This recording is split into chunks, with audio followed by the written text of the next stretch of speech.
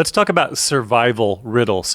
I have a series of videos that I'm going through on the role of riddles in modern gameplay and how they can help refine our thinking, lead to better decision making, cultivate more morality and virtue and all sorts of other things.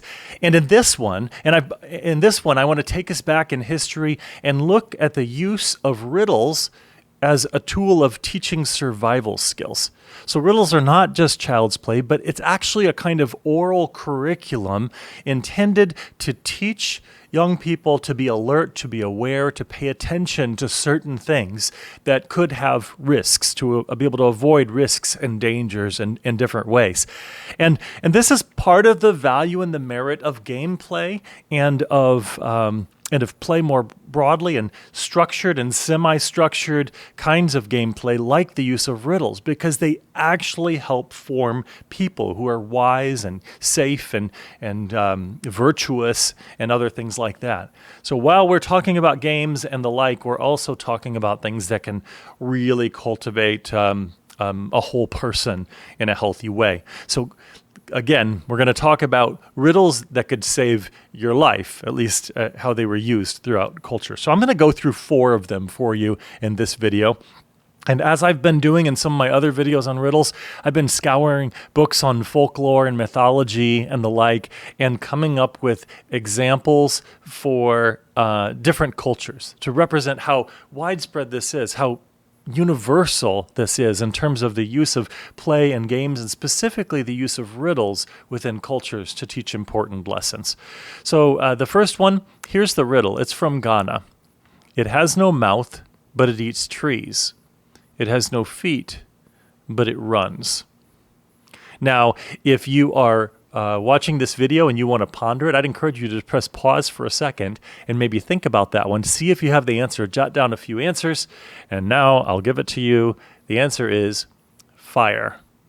Of course, we note that this is really important when you're teaching. The idea that they were trying to teach is about a kind of seasonal awareness, about the dangers of bushfires and so forth. To know about fire and how it works and how it operates, its kind of actions, how it moves, that is an important part of the oral curriculum to teach people who are living in places where fires can be problematic. And so you see that this is actually a survival skill being taught in the form of a riddle. Let's go on to Nigeria, and I have another riddle for you. It goes like this. It walks without legs. It cries without eyes. It dies when it dries. Let me say that again. It walks without legs. It cries without eyes. And it dies when it dries. And the answer, again, you can pause if you want to think about it for a second, is water. So again, promoting awareness about drought and water dependence in different cultures and communities, knowing about what water is and its important, its central role in for our survival and our life. And you're teaching it in the form of a simple riddle that gets people kind of looking at it from different angles. All right, let's go on to our third one then. This one comes from Samoa in Hawaii. It goes like this. It cannot be seen, but it moves the trees. It cannot be caught, but it can kill. Again, pause if you want to think about it for a second. And the answer is wind. So navigation and weather reading, paying attention to the winds and how they work and how they function, cultivating greater awareness and sensitivity to the nuances is really important in that kind of cultural curriculum as a survival skill. And so we see the use of riddles like this to teach it.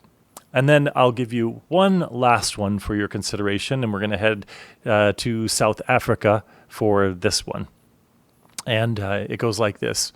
It does not walk, but it moves. It wears no shoes, but it leaves a path.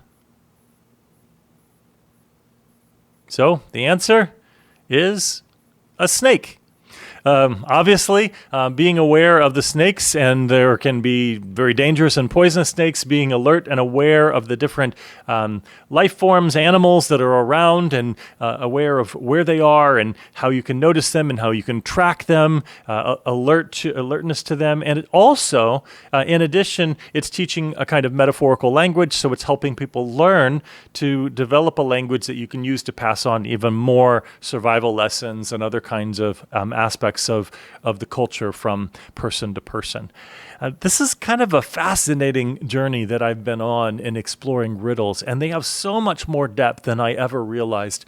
So I have some other videos on this already, and I'm planning to create some other ones in the future. I encourage you to subscribe if you want to follow along. Of course, I do a lot more than just riddles.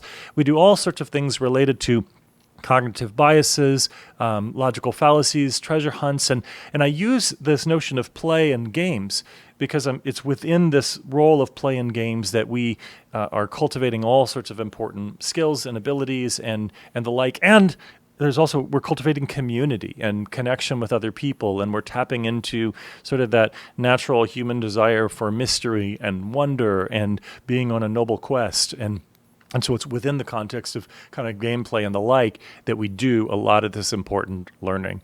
I hope you find this valuable and interesting, and if so, again, subscribe and share your comments with me. And if there's something that you'd like to know about riddles, feel free to pose the question, and maybe I can put that on my list of topics that I've been exploring. I'm diving into riddles from a dozen or more different angles here in my learning journey that I'm inviting you to join me on.